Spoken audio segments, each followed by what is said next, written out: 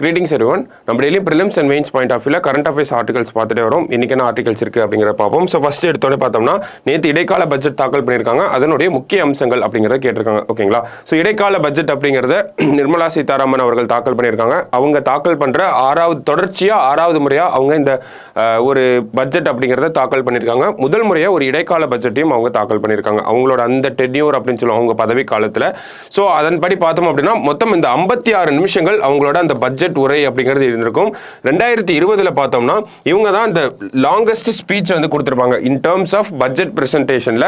So எவ்வளவு நேரம் பேசியிருப்பாங்க அப்படின்னு பார்த்தோம்னா 2 மணி நேரம் 42 நிமிஷம் வந்து பேசியிருப்பாங்க. ஸோ இந்த தடவை பார்த்தோம் அப்படின்னா இது ஒரு இன்ட்ரீம் பட்ஜெட்டா இருக்கனால 56 நிமிஷங்கள் தான் வந்து பேசியிருக்காங்க. ஓகேங்களா? ஸோ அந்த மாதிரியான ஃபேக்சுவல் இன்ஃபர்மேஷனோட என்ன மாதிரியான விஷயங்கள் தான் பேசியிருக்காங்க. ஸோ இந்த நம்ம பார்த்தோம் ஆல்ரெடி இந்த இன்ட்ரீம் பட்ஜெட் அப்படிங்கிறது நிறைய புது திட்டங்களை எதையுமே அறிவிக்கல. ஆல்ரெடி இருக்கக்கூடிய திட்டங்களுக்கு நிதியை மட்டும்தான் ஒதுக்கீடு பண்ணியிருக்காங்க. ஏன்னா இது ஒரு இடைக்கால பட்ஜெட்டா இருக்கனால. சரிங்களா? ஸோ ஒரு சில அறிவிப்புகள் அப்படிங்கிறது இருந்துச்சு. அது வந்து எப்படி அந்த அமல்படுத்த போறோம் அப்படிங்கிறதையும் சொல்லியிருக்க மாட்டாங்க. ஸோ என்ன மாதிரியான திட்டங்களுக்கு என்ன மாதிரியான விஷயங்கள் பண்ணியிருக்காங்க. ஸோ எக்ஸாம்பிளுக்கு சில விஷயங்களையும் கொடுத்துருக்காங்க. என்ன அப்படிங்கிறதையும் பார்ப்போம். சரிங்களா? பிரதமரின் ஜன்தன் வங்கி கணக்கு மூலம் மக்களுக்கு நேரடியாக 34 லட்சம் கோடி நிதியுதவி அளிக்கப்பட்டது. ஸோ இது எல்லாமே இங்க கொடுத்துருக்க எல்லாமே பட்ஜெட் ஸ்பீச்சில் அமைச்சர் அவர்கள் சொன்ன விஷயங்களாக தான் இருக்கும். ஸோ அதை தான் நம்ம தொகுத்து கொடுத்துருக்கோம். ஸோ இதன் மூலம் அரசுக்கு 2.7 லட்சம் கோடி சேமிப்பு ஏற்பட்டது அப்படிங்கிறதையும் சொல்றாங்க. சரிங்களா?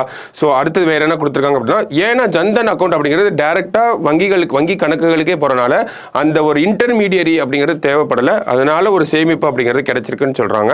ஸோ பிரதமரின் ஸ்வாநிதி திட்டத்தின் கீழ் 78 லட்சம் சாலையோர வியாபாரிகளுக்கு கடனுதவி அளிக்கப்பட்டுள்ளது அப்படிங்கிறது கொடுத்துருக்காங்க. அது என்ன ஸ்வான் நிதி அப்படின்னு பார்த்தோம்னா இப்படிதான் நம்ம இங்கிலீஷ்ல சொல்றோம்.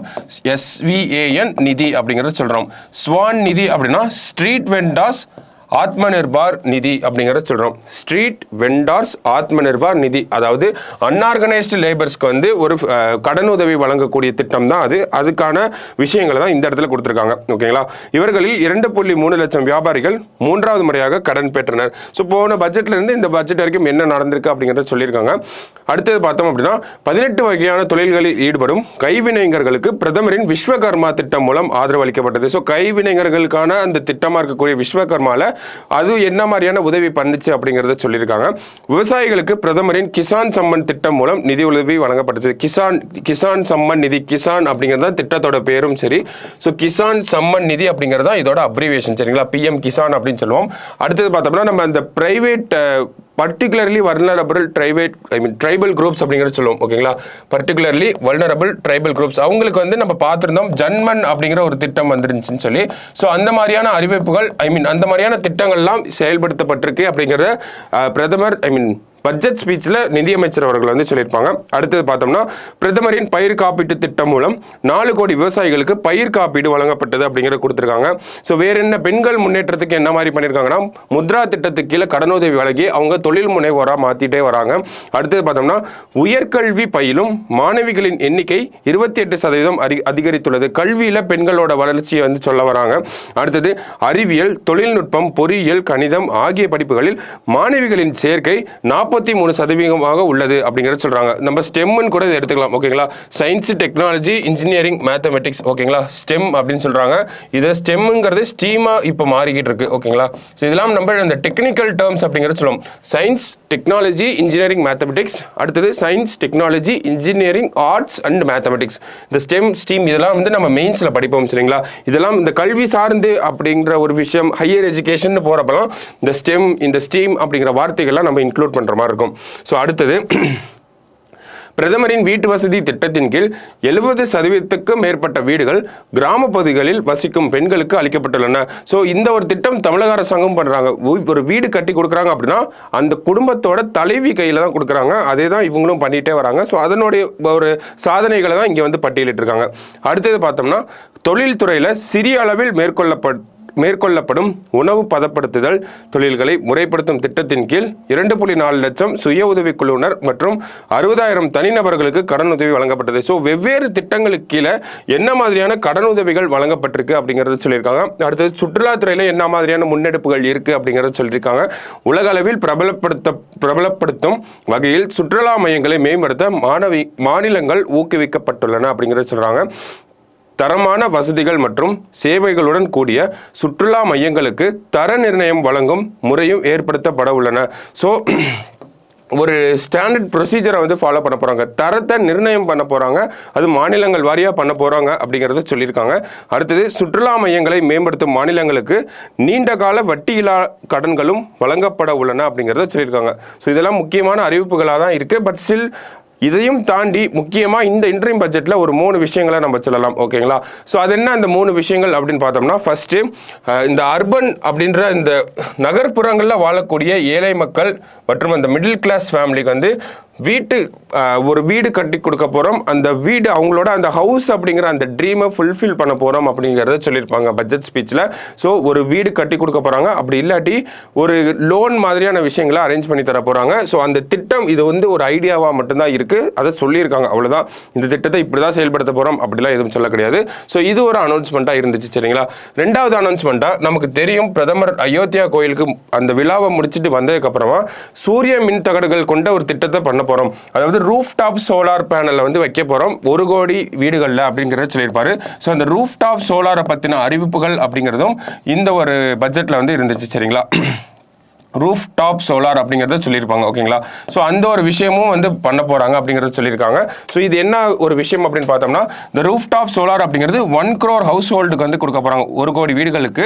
ஸோ இதன் மூலயமா நம்ம வீட்டில் ஒரு ரூஃப் டாப் சோலார் பேனல் வைக்கிறோம் அப்படின்னா நம்மளால அப் டு 300 யூனிட் வரைக்கும் இந்த சூரியன்லேருந்து ஒரு மின்சாரத்தை தயாரிக்க முடியும் அப்படிங்கிறத நிதியமைச்சர் சொல்லியிருப்பாங்க. ஓகேங்களா? அப் டு 300 யூனிட்ஸ் வரைக்கும் நம்மளால பண்ண முடியும். இதனால் வருஷந்தோறும் நம்ம 15,000 18,000 வரைக்கும் நம்ம சேவ் பண்ண முடியும் அப்படிங்கிறத சொல்றாங்க. அது எப்படி 15,000 18,000 வரைக்கும் சேவ் பண்ண முடியும் அப்படின்னா அதுக்கான பதிலையும் சொல்லியிருப்பாங்க. 300 யூனிட் அப்படிங்கிறது ப்ரொடியூஸ் பண்ண முடியுங்கிறத இந்த திட்டத்துக்கு கீழே சொல்றாங்க. ஆனா ஒரு இந்தியாவோட ஒரு சராசரி குடும்பத்தோட அந்த ஆவரேஜ் யூசேஜ் அப்படிங்கிறது 100 யூனிட்ஸ் தான் இருக்கு அப்படிங்கிறத சொல்லியிருக்காங்க. ஓகேங்களா? ஒரு குடும்பம் ஒரு மாசத்துக்கு 100 யூனிட் மின்சாரம் தான் உபயோகப்படுத்துறாங்க. ஸோ ஒவ்வொரு வீடுகள்லையும் எக்ஸாம்பிளுக்கு ஒவ்வொரு வீடுகளையும் அந்த 300 யூனிட் இருக்கு அப்படின்னா அதுல 100 யூனிட் அந்த குடும்பத்தோட பயன்பாடுக்கே போயிடும். மீதி ஒரு 200 யூனிட் இருக்கும் இல்லையா? ஸோ இந்த 200 யூனிட்டை திருப்பியும் அந்த பவர் ப்ரொடியூஸ் பண்ணக்கூடிய அவங்களுக்கு அந்த அரசாங்கத்துக்கே திருப்பி கொடுத்துட்டு அதன் மூலயமா வருவாயை கொண்டு வரலாம் அப்படிங்கிற மாதிரியான திட்டம் தான் இது அப்படிங்கிறத ஒரு ஐடியாவை கொடுத்துட்டு போயிருக்காங்க. ஓகேங்களா? ஸோ கடைசியாக பார்த்தோம் அப்படின்னா இன்னொரு திட்டமும் சொல்லியிருப்பாங்க. அது என்ன திட்டம் அப்படின்னு பார்த்தோம்னா, ஒரு ஃபண்டிங் வந்து கிரியேட் பண்ண போகிறாங்க. எதுக்காக அப்படின்னு பார்த்தோம்னா, ஸோ தேர்டாக என்ன சொல்லியிருப்பாங்க அப்படின்னா, ஒரு 1,00,000 கோடிக்கு ஒரு ஃபண்டிங்கை வந்து கிரியேட் பண்ண போகிறோம் அப்படிங்கிறத சொல்லியிருப்பாங்க. ஸோ எதுக்காக அப்படின்னா, இதை வந்து ரிசர்ச் அண்ட் டெவலப்மெண்ட் பர்பஸஸ்க்காக, இந்தியாவோட ரிசர்ச் அண்ட் டெவலப்மெண்ட் பர்பஸஸ்க்காக ஒரு 1,00,000 கோடி ரூபாய் இருக்கக்கூடிய ஒரு ஃபண்டிங்கை வந்து கிரியேட் பண்ண போகிறோம். ஒரு கார்பஸ் ஆஃப் ஃபண்ட் அப்படிங்கிறது சொல்லியிருப்பாங்க நிதியமைச்சர். இந்த ஃபண்டிங்கை வந்து கிரியேட் பண்ண போகிறாங்க. இதுவும் ஒரு ஐடியாவாக தான் இருக்குது. இதை எப்படி செயல்படுத்த போகிறாங்க, எந்தெந்த துறைகளுக்கு தர போகிறாங்க, பிரைவேட் செக்டாருக்கு அவைலபிளாக இல்லையா, இல்லை கவர்மெண்ட் செக்டாருக்கு மட்டும்தானா, அந்த மாதிரியான விஷயங்கள்லாம் இது வரைக்கும் சொல்ல கிடையாது. சரிங்களா? ஸோ இந்த 3 அறிவிப்புகள் அப்படிங்கிறது ஒரு முக்கியமாக தனித்துவமாக இருந்த ஒரு விஷயங்கள். அதை தாண்டி முக்கிய அம்சங்களாக இருந்ததான் நம்ம இவ்வளோ நேரம் பார்த்தது எல்லாமே. சரிங்களா? ஸோ இந்த இன்ட்ரீம் பட்ஜெட்டை பொறுத்த வரைக்கும் இவ்வளவுதான் முக்கியமாக இருந்துச்சு. பொதுவாக பார்த்தோம் அப்படின்னா ஒவ்வொரு மினிஸ்ட்ரிக்கும் இந்தந்த தொகையை வந்து அலோகேட் பண்ணியிருக்காங்க, ஒதுக்கீடு செஞ்சுருக்காங்க. அது தவிர வேறு எதுவுமே இந்த ஒரு இன்ட்ரீம் பட்ஜெட்டில் பண்ணல. ஏன்னா ஆட்சி முடிய போது அதுக்கப்புறமா தேர்தல் நடக்கும். தேர்தலில் ஜெயிச்சு வரக்கூடிய கட்சி தான் இந்த அடுத்த ஒரு நிதியாண்டுக்கான அந்த ஒரு முழுமையான பட்ஜெட் அப்படிங்கிறத இதுக்கப்புறம் தேர்தல் நடந்து ஜெயிச்சு வர கட்சி தான் போடுவாங்க. அப்போ தான் புதிய புதிய அறிவிப்புகள் அப்படிங்கிறது வரும். சரிங்களா? ஸோ இந்த ஒரு பட்ஜெட்டை பொறுத்த வரைக்கும் இந்த விஷயங்கள் நம்ம தெரிஞ்சால் போதும். ஓகேவா? ஸோ அடுத்த ஆர்டிகலுக்கு போயிடும். தந்தை பெரியார் வன உயிரின சரணாலயம் அப்படிங்கிறது சொல்லியிருக்காங்க. ஸோ தந்தை பெரியார் வன உயிரின சரணாலயம் கொடுத்துருக்காங்க. எங்கே இருக்குது அப்படின்னு பார்த்தோம்னா ஈரோடு மாவட்டத்தில் இருக்குது. ஈரோடு மாவட்டத்தில் இருக்கக்கூடிய அந்த அந்தியூர் கோபிச்செட்டிப்பாளையம் வட்டங்களைச் சேர்ந்த 80,000 ஹெக்டேர் வனப்பரப்பில் தந்தை பெரியார் வனவிலங்கு சரணாலயம் அமைக்கப்பட்டுள்ளது அப்படிங்கிறத கொடுத்துருக்காங்க. ஸோ எந்த மாவட்டம் அப்படின்னா ஈரோடு மாவட்டத்தில் இருக்குது. ஸோ இது எத்தனாவது சரணாலயம் அப்படின்னு பார்த்தோம்னா 18th wildlife sanctuary of Tamil Nadu அப்படிங்கிறது சொல்கிறாங்க. ஓகேங்களா? So 18th wildlife sanctuary அப்படிங்கிறது நம்ம சொல்லியிருக்கோம். ஸோ அடுத்தது என்ன கொடுத்துருக்காங்க அப்படின்னு பார்த்தோம்னா, இதன் மூலம் தமிழகத்தில் உள்ள வன உயிரின சரணாலயங்களின் எண்ணிக்கை 18ஆக உயர்ந்துள்ளது அப்படிங்கிறது கொடுத்துருக்காங்க. இம்பார்ட்டண்ட்டான விஷயமா இருக்கு. அந்த டேட்டா இம்பார்ட்டன்ட், 18 அப்படிங்கிறது இம்பார்ட்டன்ட். ஸோ இந்த காப்பு காடுகள் சத்தியமங்கலம் புலிகள் காப்பகம், கர்நாடக மாநிலத்தில் உள்ள மலை மாதேஸ்வர வன உயிரின சரணாலயம் மற்றும் காவிரி வன உயிரின சரணாலயம் இடையே அமைந்துள்ளன. ஸோ சத்தியமங்கலம் டைகர் ரிசர்வ், அடுத்தது Kaveri south wild life sanctuary, இன்னொன்று பார்த்தோம்னா மாலே மாதேஸ்வரா அப்படின்னு சொல்லக்கூடிய கர்நாடக மாநிலத்தில் இருக்கக்கூடிய அந்த ஒரு விஷயம். ஸோ இது எல்லாத்துக்கும் இன்டர்னலாக கனெக்ட் பண்ணக்கூடிய ஒரு இடத்துல இருக்கக்கூடியதான் இந்த தந்தை பெரியார் வைல்ட் லைஃப் சாங்சுரி அப்படிங்கிறத சொல்லியிருக்காங்க. ஸோ இதோட இன்னொரு முக்கியத்துவம் என்ன அப்படின்னு பார்த்தோம்னா இந்த டைகர் ஹேபிடேட் அப்படிங்கிறது இங்கே அதிகமாக இருக்குது அப்படிங்கிறத சொல்கிறாங்க.